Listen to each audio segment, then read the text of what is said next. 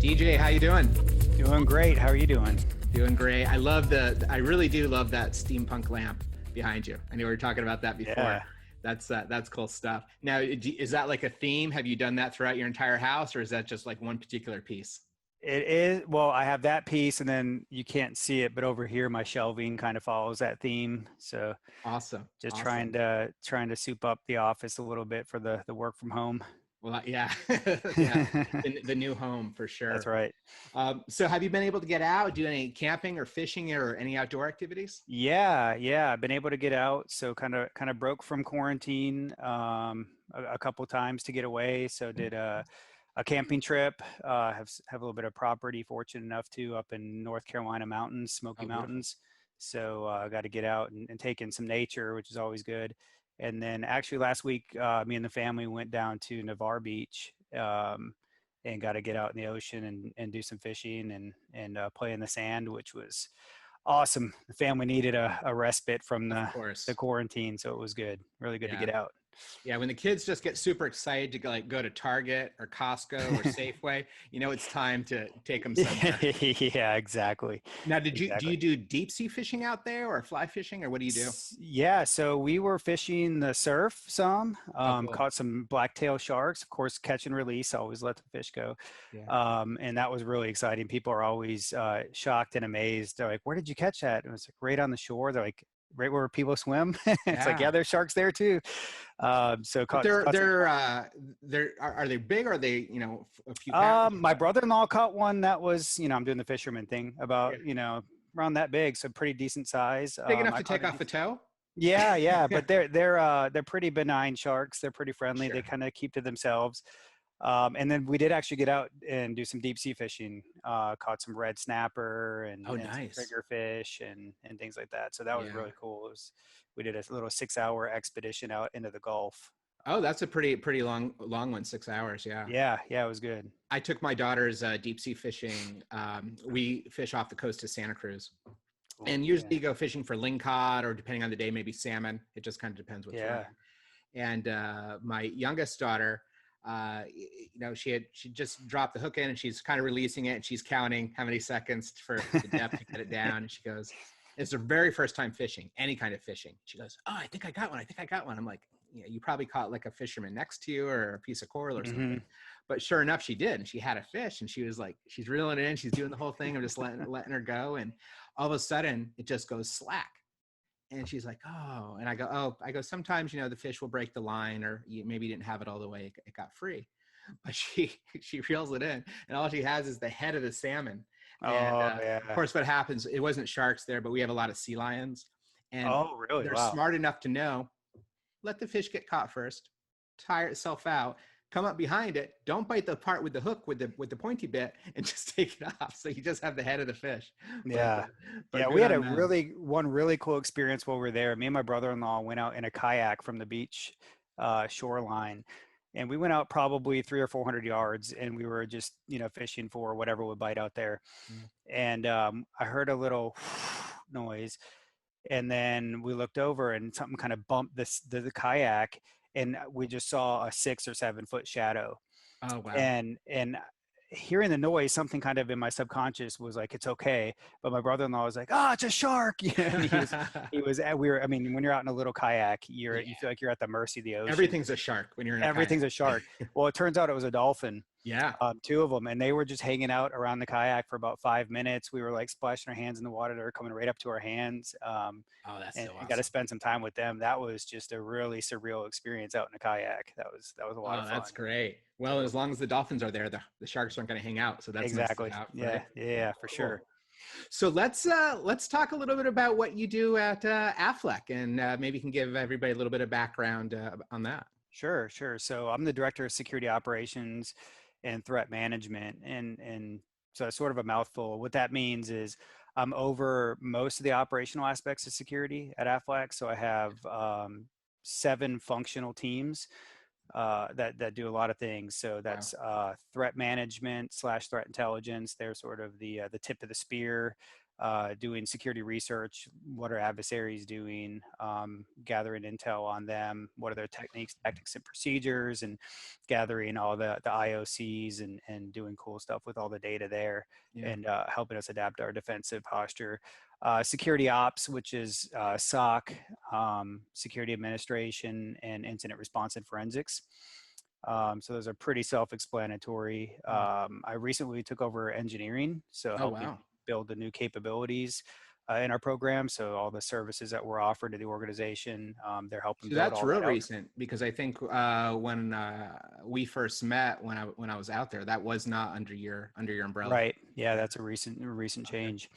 And then enterprise vulnerability management, which is vulnerability management, application security, and then pen testing. So we have an XRED and a IRED team, so internal pen testing and external attack Cool. surface pen testing.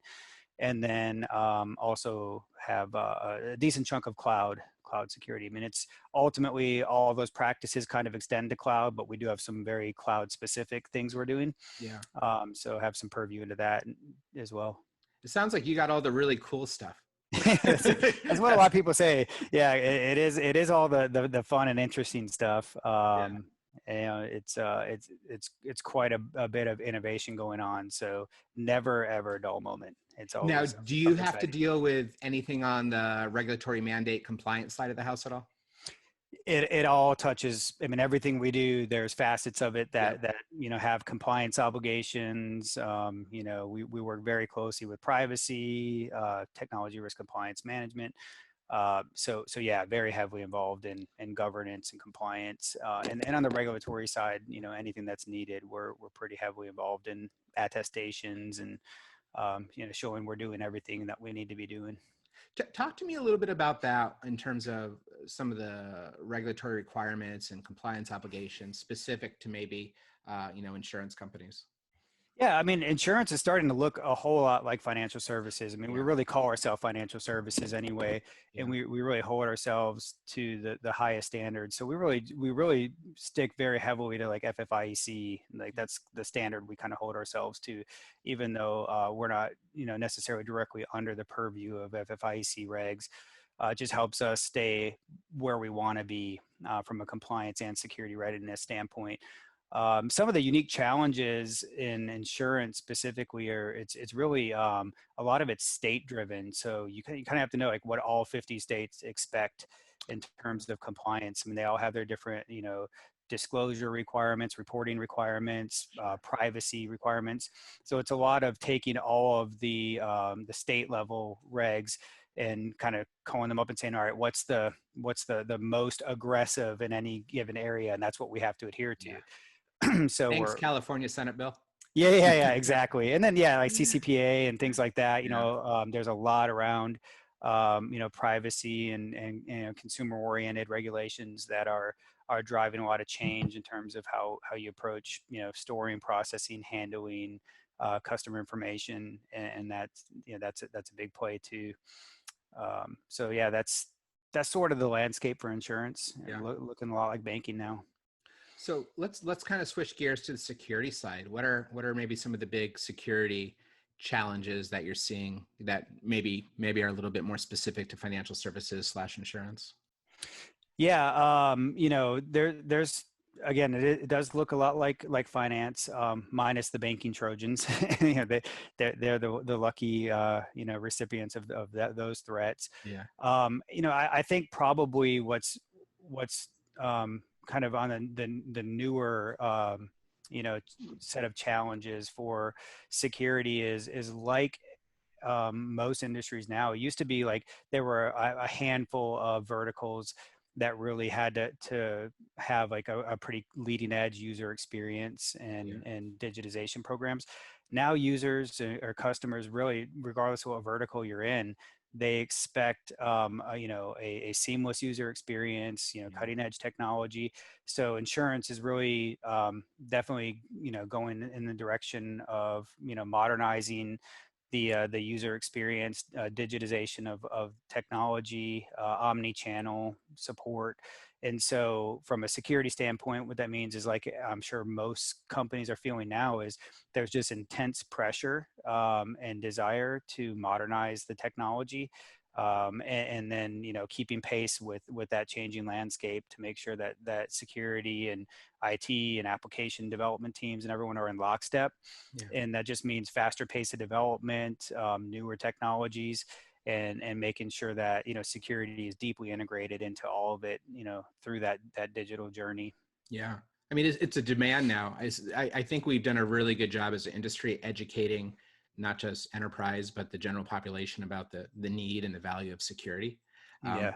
But then they came back and they said, okay, well, give it to us. We want it, but you got to make it easy, right? Yeah. It's got to be integrated. It's got to be seamless. Yeah. So, I was in Central America, and I won't name the country just because I don't know how many financial services companies might be doing this there, but they had for their multi-factor authentication, they gave all of their customers basically like a card. I guess I'll call it a bingo card, for lack of a better word. So you had an X and a Y access, and when it would come up based on, they'd log in username, password, then it would ask for the code, and the code was predicated to this card, which had some type of serial number ID'd to them. And they said, okay, G7, and then it gave them this, and that's how they would do their multi-factor authentication. It wasn't horrible. It's actually a somewhat elegant idea, a somewhat low-tech elegant idea, I think. But now, of course, people are converting that to, if they don't have to have a key fob, doing it on their mobile phones, right? So it's very easy. You click and it just passes it through. But so even in cases like that, where perhaps you had a public that didn't have access to that type of tech, they still wanted security. So it's such a demand. There's such a push, and I'm sure that's just something that's evolving probably every year in your industry, right? Trying to make things easier for the consumer, trying to make them more secure at the same time, and playing that balancing act. Yeah, it is. I mean, the authentication experience has been, a big push for us, trying to get, uniform authentication across the board, trying to find ways to make multi-factor as effective as possible without, impacting user experience. And so, yeah, it's sort of expected. It's Has like, we cloud want made to. that easier, harder, the same? Any I, impact? I don't think cloud has had much of an Yeah. impact on it, directly. I mean, a lot of the cloud stuff just, kind of federates and ties into whatever you're already doing. Yeah. And so we're not seeing like cloud, change or disrupt that too much. But it's more about, whatever platform they're touching. They don't want different authentication experiences. They don't want to pivot to this app and have to re-authenticate. They don't want to be challenged for MFA every single time if they're within, a session. And we really don't necessarily want to challenge them every time anyway, so looking at analytics to drive, when to challenge for multi-factor to try to reduce that burden on the end user is all, and really important to the experience, which you really try to focus on experience even from the security perspective, keeping it very simple for them. Very cool. Very cool. Well, they're Yeah. lucky to have somebody like you thinking through it like that. Let's kind of switch gears from sort of the user side to maybe a bit on the threat side. And you mentioned before, you're not really seeing the banking Trojans; those are pretty specific to that one segment. Yep. But what are you seeing from a threat perspective? So I wish I had something, super eye-opening and exciting to talk about there. But really, it seems like it's a whole lot more the same. Yeah. And that's a good thing. They're, with COVID, obviously they rebranded a lot of their schemes to use COVID to try to entice users to fall for phishing schemes and things of that nature. But phishing's still number one, and within that, there's really two key categories. You got your credential stealers; they're going to try to get creds, and then go after your SaaS applications. They really like to target Microsoft Suite, wherever they think business is going to happen. Yeah. They're going to try to get creds for those platforms by phishing their employees. Malware, of course, through phishing as well. We're seeing a lot. It's weird because it just goes through cycles. It's like, oh, there's that one again. So Drydex, Zloader, Agent Tesla, Loki, Pony, all these ones, they just kind of cycle through about 20 or 30 core malware variants that or families that work well. they get their infrastructure torn down, somebody spins up new infrastructure and starts new campaigns, and it's like, oh, there it is again. Yeah. So they keep recycling that sort of stuff. One thing that is a little bit newer, though not new in security terms, because if you've been in security long enough, new means, in the last couple of weeks. But in recent years, a lot more focus from the adversaries on just open services, and I think cloud proliferation is really driving a lot of that. So why go through the trouble of building elaborate schemes with complex infrastructure and malware that has to be supported when you can just show down and find open S3 buckets, right, and just go pick data clean off that people misconfigured. So open services and data storage mechanisms online in the cloud are real popular targets right now, because cloud misconfiguration is a pretty significant risk for a lot of organizations. Sure. And it's ultra easy, low hanging fruit for the adversaries to go after. So they're taking advantage of that trend. And then ransomware it's like it flares up and then fizzles and flares up and fizzles, and so we're seeing some ransomware again, Maze, Phobos, Grand Crab, a handful of others, and that's just like the regular malware. It just goes in cycles. And then of course targeting web applications and APIs for exploits. So they're always scanning what's out on the web. From an application standpoint, that might still be susceptible to all the old trusties like cross-site scripting, SQL injection, or other exploit methods. They might target the underlying platforms too, if you're running on like a CIEM, a content management system or something like that. They'll target that as well. So it's a lot of that to anyone who's been in security for a while just sounds really familiar. Not seeing a whole lot of novel stuff, like just, hey, here's something that's really flashy, really new, and be aware of this. So and they don't need it. I mean, there's I mean, when we first started up Veridon, now Mandiant Security Validation, but when we first started up, the whole idea was, did we want to just keep on chasing 0 days and these late stage threat analysis frameworks that were put out, or do we want to just base things on behaviors? And we said, look, there's only going to be a finite number of malicious behaviors, whether it's related to lateral movement or data exfil or C2 or business logic attacks. Now the attacks that ride on top of them are going to be completely different, but they're always going to follow this process. So we tried to build into that. So it's never ending if you try to trace every single attack type.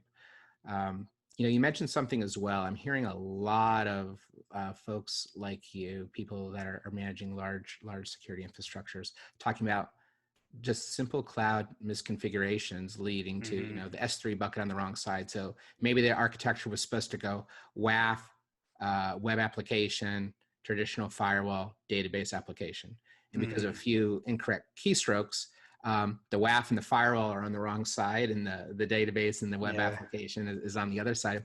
It was really hard to do that in your local data center, because you would have to change routing and physically move cables around, but it's a couple keystrokes, right? When you're doing it in the cloud, and that seems to be happening a lot, actually. It really, it is, and that's where governance at scale really kicks in, and I'm sure we could touch on that in a bit, but that's definitely a newer paradigm to a lot of companies who are kind of waiting in the cloud, and one that I would strongly urge everyone be very conscientious of when you're developing or modifying cloud strategies, is to figure out how to address misconfigurations, because I would wager that the number of cloud incidents or percentage of cloud incidents that are due to misconfigurations is probably in the 80 to 90% range. Oh, I think you're absolutely right. It's not 0 days and fundamental flaws in cloud infrastructure that are allowing these types of exploits to happen. It's just how people are setting things up. Well, let's talk a little bit about governance and maybe some of the other trends as well that you're seeing, things that how they're evolving right now. Yeah, so I mean, obviously the heaviest hitter right now, in my opinion, is cloud. Just overall as a macro trend, both from an IT and security standpoint, because they're IT and security are inexorably intertwined. So where IT goes and wants to take the infrastructure and applications, is security's got to be in lockstep, and cloud is even more conservative companies that might not have even uttered the word cloud 5 years ago are getting pretty serious about it now. And Aflac is well on our cloud journey. and so with that, it brings a couple trends with it. And the first one, we've already briefly touched on, which is governance at scale, which is, I think the core mandate of security in the cloud environment is to supply guardrails. And by that, I mean, when you look at, provisioning and then access governance or access provisioning, you want your teams to be nimble. You want them to be able to provision, environments quickly.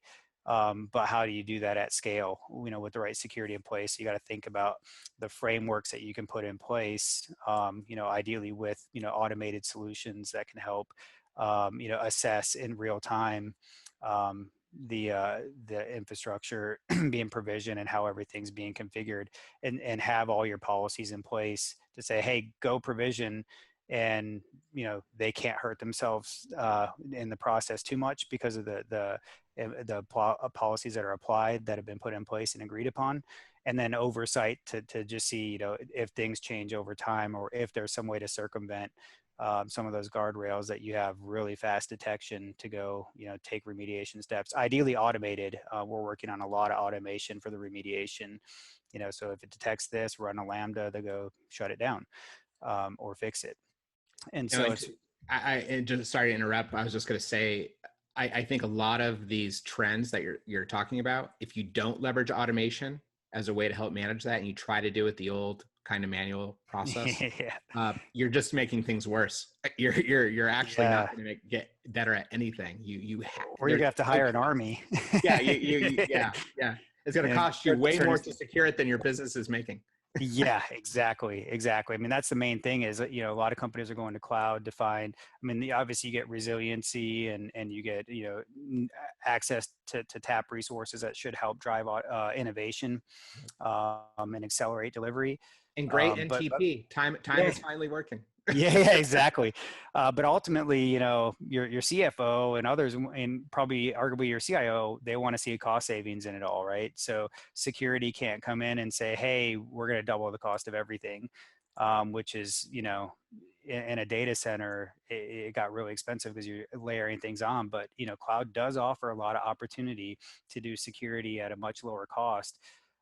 If you're thinking in the in the vein of how do we scale this, how do we automate it, how do we set it up to where things are provisioned securely, so we don't have to bolt on a bunch of stuff after the fact that costs $500,000 each. Right. Yeah. Very cool. But yeah, and then the other significant trend that kind of dovetails into that is a pretty significant shift from click ops to script ops.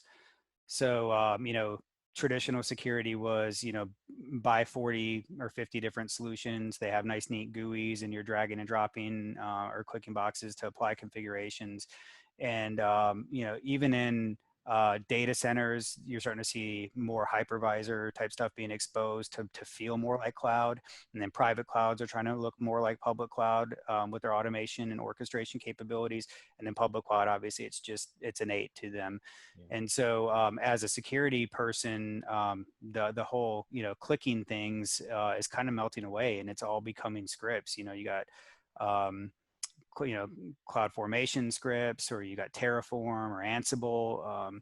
You're doing things with Python, Lambda, and whatnot. And so it's really all becoming, it's back to coding. Like we're all coding again.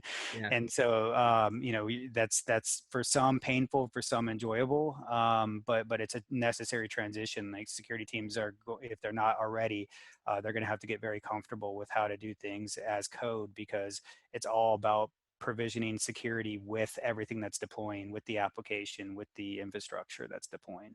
Yeah, I remember some of the first things I ever needed to script. I was using expect, and I was using Corn Shell and a little bit of Perl, and I was like, "Oh, this is the best. This is like cutting edge." And then it all kind of went away a little bit. And I was gonna say we're dating ourselves with some of that, but yeah, definitely. Very cool. Well, we just came out with our 2020 Mandiant Security Validation Effectiveness Report. Yeah. or Mandiant Security Effectiveness Report. And we've done a couple of these over the years. And I just captured a couple of statistics that I wanted to just run past you and kind of get your hot take. What's your Sure. gut tell you about these, and maybe why these numbers are where they are, and sort of how you feel about them. So I wrote them down so I'd get them exactly right here. The first one, it's about data exfiltration. Mm-hmm. Based on the analysis of the companies that we've worked with, we found that data exfiltration is prevented about 29% of the time, and data exfiltration is detected only about 31% of the time. So roughly 30% for prevention and detection for data exfil. Mm-hmm. What do you think about that? You think that's probably about average? Does that seem high, low? What's your hot take? I honestly would say that sounds a tad high. That's so sad to hear. But yeah, I know I'm a bit skeptical, but mainly because it's something that we're actually working through ourselves right now, because it's an interesting challenge. You have DLP, and a lot of people rely on that for exfiltration. Behavioral analytics is starting to get some traction, some capabilities there. There's some interesting players that are doing some cool things around behavioral analytics that might provide some long-term benefit to being able to detect exfil. But I think the challenge is so few do DLP type of technology where on the endpoint, as soon as data hits, they can detect it. There are most DLP that I've seen is either happening like through email when you're loading the USB or across the network. Well, I mean, if I'm an adversary and I'm, trying to get, a certain number of records out of a company, I'm just going to download the data, stage it, meaning put some space bars in the social security numbers, and then send it out. And suddenly DLP that's, looking at patterns, if it's not looking at patterns like, hey, this is abnormal for this user to be sending this much data out, then which is really hard to do because environments are chatty now, then they're probably looking at patterns, and once it's been staged, it becomes invisible to a lot of the technologies today. So we're really focusing on how to get DLP pre-staging, so before they get the chance to modify it, as soon as it hits an endpoint, it's detected there, so we can see before that data goes out. So I think that's kind of the crux of the challenge. Is the technology and approach it's a little dated, but as ML picks up, machine learning picks up, and as people kind of adjust their tactics to catch data staging processes, I think we'll see improvements there. I think a couple of years from now, I'd expect that to be much better, maybe in the 70-80% range detection. Oh, yeah, that would be. I think you're right. I think that's direction. I mean, you look at some of the early solutions for this, and it was all about mitigating encoding, how people were encoding the output in different ways, or they'd zip it or rar it or tar it, or zip it, rar it, and tar it, or tar it 10 times, whatever. Or all these different ways, because it could only unpack so many times. Maybe it had a 3-level unpack feature, and those were pretty easy to bypass. But I like where you're going with that as well. I think machine learning is going to be a big change for that, and also mixed with what you previously said, sort of the network behavioral analysis capabilities and things like that to look at behavior. The second and final stat I wanted to share is related to lateral movement. And I know you have a really strong background in SIEM and log management, so we'll get to that in a moment. But this one says lateral movement only creates an alert in a SIEM 4% of the time. So it's missing it 96%. And your background, again, I was at ArcSite for almost 7 years, and the same thing. I'm almost saying that's probably actually higher than it. 4%. Just because, we mentioned NTP earlier, just parsing issues and NTP issues, making sure all your infrastructure is right. And then it gets to your SIEM. And then the correlation, the pattern discovery, the anomaly detection, temporal volumetric analysis, all that stuff. It's so rare. But anyways, lateral movement, creating an alert 4% of the time. Yeah, sounds about right. It's what I would expect across the organizations, or across the industry. I'd be disappointed if that was our percentage. I think we've really, I think, helped take some more advanced steps to address that problem, where I think we'd probably fare better than that stat. But yeah, that's I mean, the real challenge there is, in the last 5-7 years or so, adversaries have gotten, exceedingly proficient at living off the land. And so they know what tools to use to look like a regular user. They're going to use the accounts that are in your environment. So gone are the days of them creating a new admin account and then trying to use that, and using their custom tools to try to pivot around the environment. They're not loading, custom malware to the systems to exploit and pivot, because there's enough low-hanging fruit in most environments that they can just use service accounts or the accounts on the systems and then just pivot using the tools that your administrators do. So that really comes down to behavioral analytics and a lot of other technologies that provide visibility into what's normal, what's not. I really like deception for this use case. That's a newer technology. It's probably 4 or so years in the market. Yep. And trying to deceive adversaries who are trying to move laterally into using your decoys, whether it's deceptive artifacts on the endpoints or deceptive systems. If they bump into it, then we know that it's somebody trying to move laterally. And that's a pretty effective means. So there are some solutions to get those numbers up. SIEM configuration, good correlation rules, things like that can help a whole lot too. I wonder how many people name their deception servers financial accounting system. Well, if you're doing deception right, you have, many deceptive systems. Yeah. We go for saturation. So, lots of systems deployed everywhere that look like anything. So impossible to tell. So I kind of always use the analogy. It's like playing Minesweeper, crawling around the Aflac environment. Yeah. You're clicking boxes, but you don't know what's behind it, right? And Right. sooner or later, generally sooner rather than later, you're going to click the wrong box and you're going to hit a mine, and it's going to be game over. So yeah, very cool, very cool. Yep. Well, I alluded to your background in SIEM and log management. You've been working in that for a long time, done a lot of things. How has that changed, or how has that evolved over the years?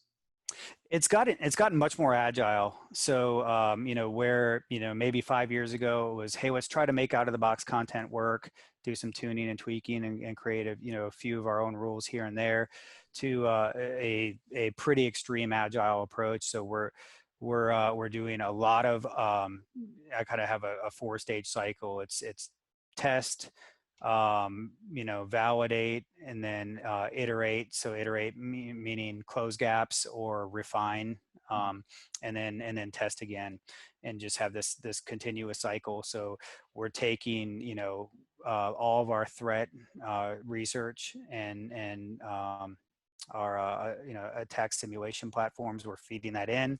We're figuring out based on current threats, how do we fare? Are we detecting what we need to detect in the SIEM? And then we're doing custom threat modeling as well, and just continuously iterating through that. So we just have this, we're always at war mentality, and we can't let off the gas. And so we're always doing that testing and continuous improvement to our correlation capabilities. And probably last 2 or 3 years, really truly relying more on the analytics space to help augment some of that. Sure. So rather than the old school method, maybe 5 years ago or so, of having just one-to-one correlations, and if this hits, burden your sock to go figure out if it's real or not. We're doing more risk aggregation. So 1 + 1 + 1 all together equals 5, and 5 is something we need to go act on. Yeah. And then augmenting that with machine learning analytics to help get some more robust anomaly detection incorporated into that risk scoring. Yeah. And so our SIEM, we're updating it, no less than 4 or 5 times a week, with adapting correlation rules, creating new ones, tweaking algorithms, whatever we need to do to stay up with whatever current threats are doing. Now, how has the security validation capabilities helped with kind of your process of tuning and maturing and testing and validating the SIEM? It's been huge. That was a major a major multiplier for us. So prior we were doing manual threat modeling, which was great because we have really smart people, and they are doing malware research, they're studying adversarial tactics, and they're getting pretty good perspective, but it just doesn't scale real well. That's a lot of manual time and effort from skilled resources, and so we knew that needed to scale, and the attack simulation or security validation space come into fruition as a commercial solution was really timely for us, because we were right at the stage where we were ready to adopt something like that. And so we did, and that's, we went from, maybe 3 or 4, not simulations, but like, going through threat modeling sessions to say like, here was a breach, what did that look like? What tactics did they use? Let's make sure we're ready for something similar, to here's 10 a day. And we're taking, live malware samples and running them through and doing simulations where we're using, the latest and greatest adversarial techniques and running them through, so we can just scale so much better. And that was important because we adopted MITRE ATT&CK framework as sort of a core framework to measure. Because with SOC, it's always like, well, how do historically you would look at SOC and say we're successful if we're responding to alerts in a certain time, and what's our false positive rate.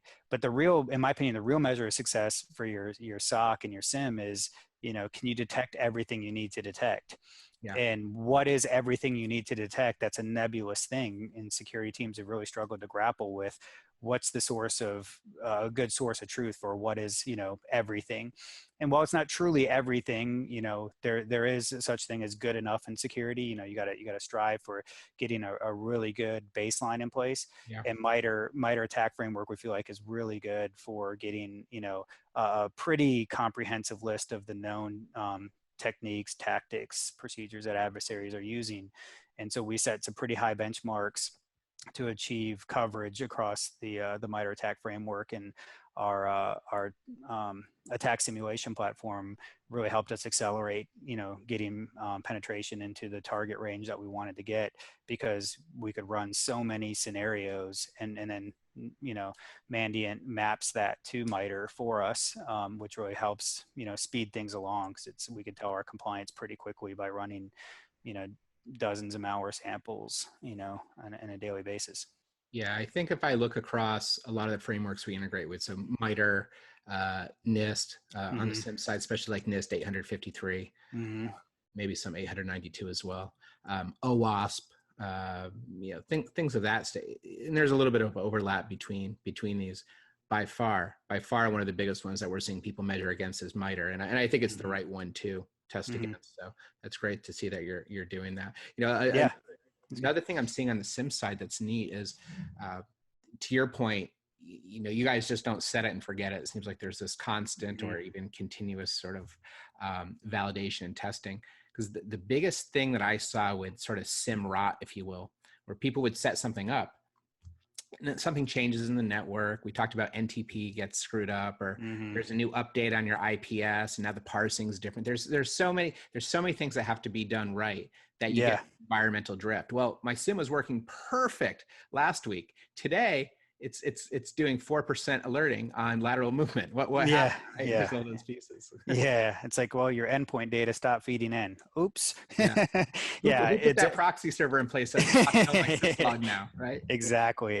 Yeah. So drift is definitely something that we watch very carefully, because we started a cybersecurity assurance program, mainly to do two things. One is validate that we have all of our core controls covered. And so that's like taking audit and compliance and putting it on steroids, because they're very targeted, like MITRE. It's almost like MITRE ATT&CK for compliance, or compliance, or validation of your program. And drift is definitely a big reason that we were doing that, is just to make sure, okay, this worked last year, does it still work? And so we have to do quarterly attestations that actually run through scripts and validate that everything works. And when it comes to the area of security ops, where we have all this, in Mandiant, it's so easy because we're like, yeah, we're already validating this like 10 times a day. So Yeah. we know everything's working. So it just makes that a lot easier. Kind of puts a check in that box pretty quickly.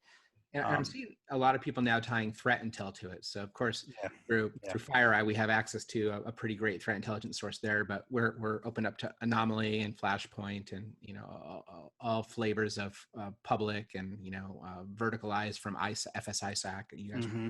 that. One of the cool things that we added into the solution that I think has been used a lot on the SIM side, I'm just curious if you've started doing any of this testing, is validating TTPs and IOCs safely within your production environment to see how will my security tools react given this TTP or given this, trying to exfil or beacon out to this IP or domain. And then will that result in a SIM alert that my team can actually respond to? And I love it because it kind of takes it full circle, because intelligence for a long time was this thing that was kind of off to the side, and maybe you got to it when you had time, almost like a lot of people treated deception technology a few years ago. Mm-hmm. It was almost a nice to have. It wasn't Yeah. actively integrated like you guys are doing it. But has threat intelligence become a big component of sort of your overall security ops? Yeah, it's been for quite a while for us, frankly. It started with, getting, aggregating and curating the Intel data. So we like to make sure we have a lot of context, that the data is well curated, so that if something hits, somebody can go in and figure out not just, hey, something bad happened, but what is it? What malware family, what other related indicators there are that we need to cycle through. And then we automated the correlation in our SIM so that these millions of IOCs we were tracking were being looked at in real time across network, email, endpoint, so forth. But then with security attack simulation and validation frameworks, we actually incorporate that data in, and we're running live simulations all the time just to make sure that not just would we detect it if it hit through our SIM, but does our DNS firewall block the domains correctly? Does so we're running fresh IOCs even before we pop them into our tip. We'll take the malware variant first and throw it into our security validation tool and run it and just see, like, hey, did we protect based on behaviors? Did we, did our endpoint agent block the execution of the loader, and so forth? And so we try to look at all the different stages before we cheat and put the IOCs in there, to blacklist, which we know 9 times out of 10, if it's an IOC we know about, we're going to block it. Well, now you've not just operationalized it, but it sounds like you guys have really personalized it. You've made it so specific to your environment. I mean, it used to be, you'd build these active lists, and here's all the bad stuff. But then the active lists got so unruly that most SIMs couldn't handle the amount of IPs or domains. It was like, I can't process this. It's too much. You got API feed or whatever. It's just too much. But the way you're approaching it sounds like it's a very holistic approach to leverage. Yeah. I mean, we, it takes a little bit of, engineering and architecting to do it right. Yeah. But once you do it right, it's the care and feeding really is not bad. It's an upfront investment in the infrastructure. If you kind of begin with a resiliency model in mind, which is what we did, then it kind of, there is that upfront, heavy lift of figuring out, well, what's the right way to build a resilient environment. But once you get through the architecture and then get some engineering work done to build it out, it the care and feeding is really manageable. So it's really about investing the time in that upfront strategy. What do you want the end product to look like? And we knew very early on, we don't want to have to touch all this stuff. We don't want it choking on itself. If we want to be able to handle millions of IOCs, well, that means you got to do data models and accelerate them, and have the infrastructure and horsepower to support that. So where you need to make your investments. Be ready to talk to leadership about why those investments will pay dividends. And once you build it, my experience, they're happy with it. It's, Well, we talked about cloud a little bit earlier on in this conversation, but I kind of want to loop back into it. Just wondering, how are you leveraging security validation in the cloud environment, and how's that helping, or what are you doing there? Yeah, so we are leveraging it there, and so we're we're pretty early in our cloud journey, Yeah. but far enough along to have this as part of it. So we have the actors deployed to our cloud environment, and are able to run tests in that environment just like everything else. And so the goal there is to make sure all the controls that you have in place that are unique to cloud, they're functioning as expected. So we're not really integrated to the provisioning process yet, but that's the long-term goal, is to be able to actually provision actors and then have our compliance at scale validation against that, and then in addition be able to run attack simulations against it to make sure that all the controls are functioning there. And that's pretty critical, because you need all the same controls that you have on-prem plus some in the cloud, Yeah. with all the integrations that you have. Makes sense. Makes sense. Well, from a technical perspective, you have an extremely mature environment, all the different components and how they're all, integrated together and playing off each other. I think Yeah. really amazing. Uh, you're also responsible for a lot of different groups that you outlined as we started here, and I'm guessing a big portion of what you do is having to communicate probably to non-technical, non-security executives within the organization to kind of give them a state of the state or trends or what's going on. Uh, Yeah. how has security validation sort of helped in that process, and being able to share what needs to be shared at that level for people that don't really need to get into the bits and bytes? Yeah. So we have encouraged our leadership team and board, and honestly, I shouldn't even say we encourage, because they're eager and to do so, but to kind of meet in the middle on how technical we can get in our discussions. Yeah. Like, we will actually have our board come in and they'll look at like SIM dashboards and stuff. It's pretty Nice. cool. So they're not the norm in that respect, but to your point, it does have to be communicated at a level that's appropriate for the audience. Yeah. And so the types of things that we're communicating up to the board is we will actually talk MITRE framework and what coverage we expect and why that's important, and how we're achieving that with our continuous attack simulation framework. So we actually built a framework called VCAST, Validation Through Continuous Attack Simulation and Testing. Oh, nice. And that was built around, with Mandiant's platform as a core component. And basically how we position that with the board is, this is how we maintain assurance that we are ready for today's attack, what's happening, what's going to happen today. And because that's again, that sort of thing is nebulous when you talk about the typical board metrics. People say, oh, we see this many thousands of attacks, they led to this many alerts, this many were actual incidents, and we responded by this, and we had no data leakage through this period or something like that, no reportable events. But that doesn't really answer the question, like how are we positioned today, against emerging threats, and how are we going to stay ahead? And this has been a pretty significant answer to that, for us as we're discussing this with the board. And so some of the metrics that we're actually working towards, we're very close on.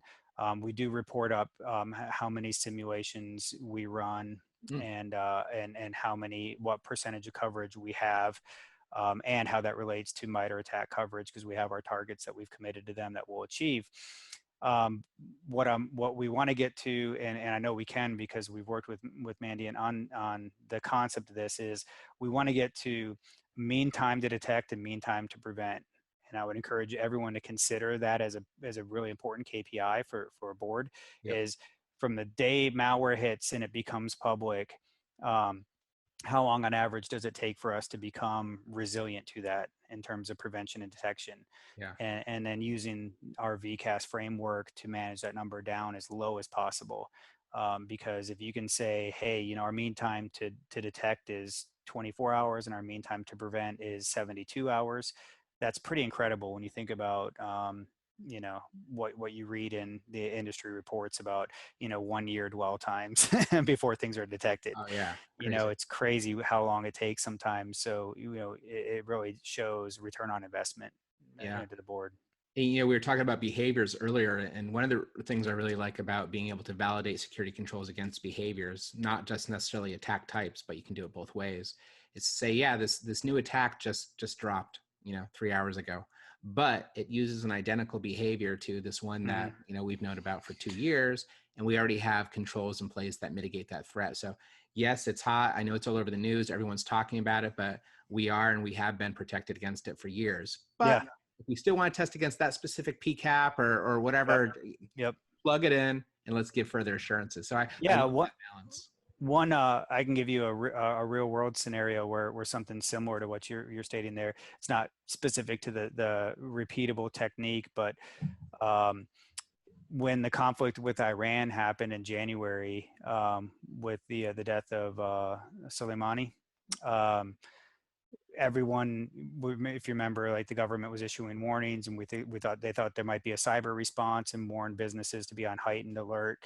Yes. For potential state-sponsored attacks from Iran. And so, of course, board of directors, the executive team, managers everywhere, they're like, well, are we aware of this? Are we ready?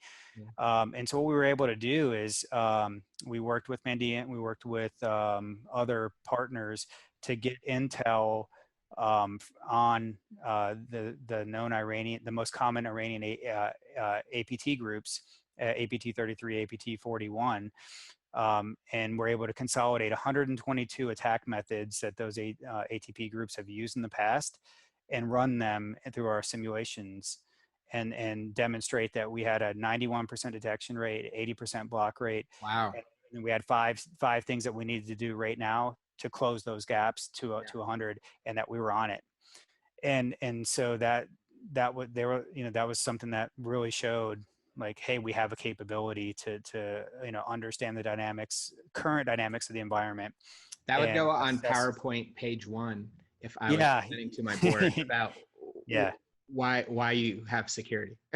Yes, exactly. And so, and these more advanced capabilities, right? That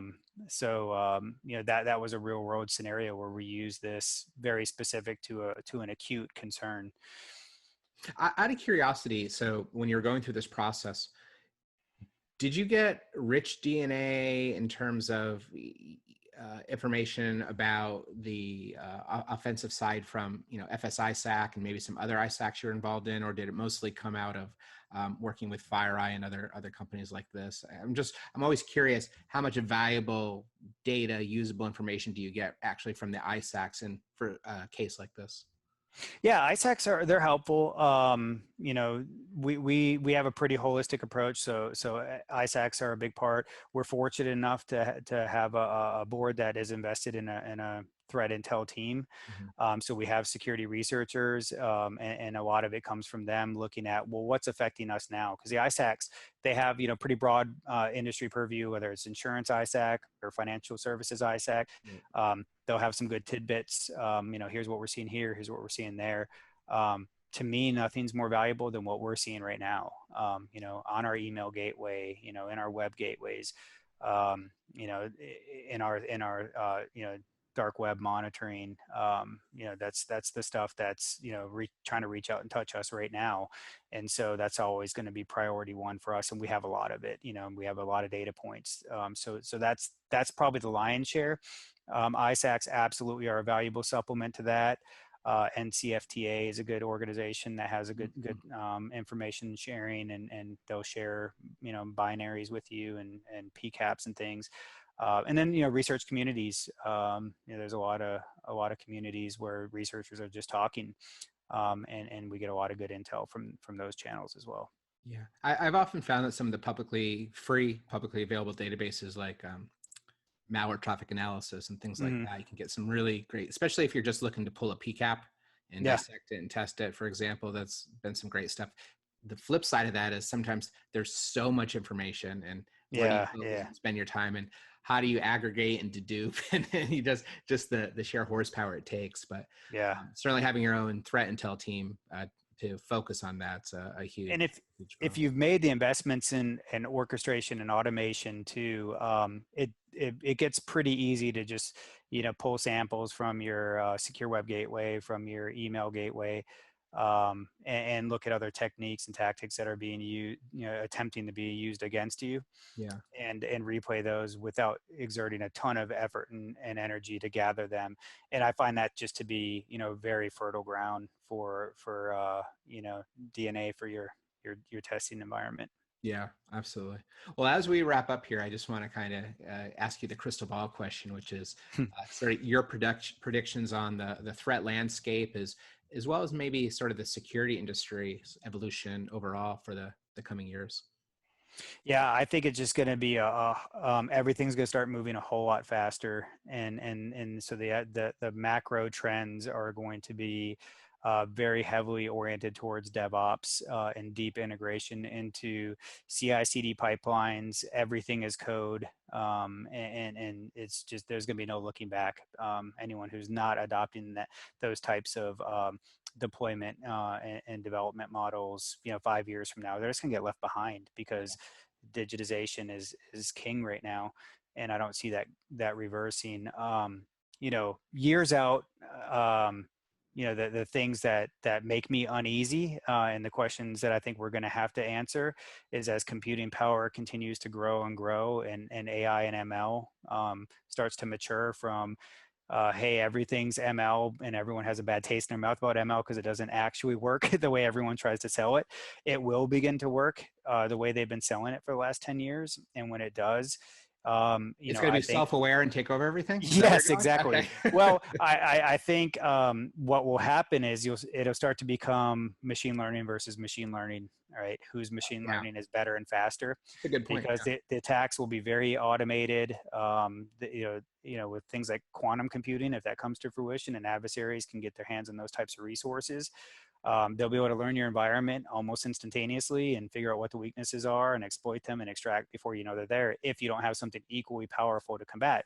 So it's just going to be kind of an arms race in terms of compute and automation. Yeah. And so then that really just means everything's going to have to be automated and orchestrated very well. And that'll be an evolution. So we're going to wake up and just getting our butts kicked one day and go, oh, what happened? We lost. It's going to just be, you're going to see that steadily ratcheting up, and we're just going to have to be implementing more AI and ML into our capabilities. That's a good point. You're the first person I've heard bring this notion up of, it might be, your AI or your ML versus my AI and my ML, right? Yeah. And, it harkens back to the days. I remember some of the larger botnet armies, just even a few years ago, that if you looked at one of them, it had more bandwidth and processing capability than like Google and Amazon combined. So pretty powerful. So if a nefarious actor or even a nation state with those capabilities was able to commandeer those types of quantum resources, I mean, think about DDoS attacks and things like that, but certainly your ability to penetrate and leverage those types of capabilities would just be phenomenal. And everything we've talked about automation thus far, boy, you better have that stuff nailed down, or else it's endgame, right? Yeah, exactly. And I think one other security trend that we'll likely see, and we've been talking about this a lot recently, is how do we operate our business without any sensitive data? And that's going to be a challenge, I think, companies are going to try to solve for over the next 3 to 5 years. Yeah, we definitely went from a point where let's try to collect as much possible data as we possibly can have and mine it and leverage it, to, boy, this really is a bit of a risk.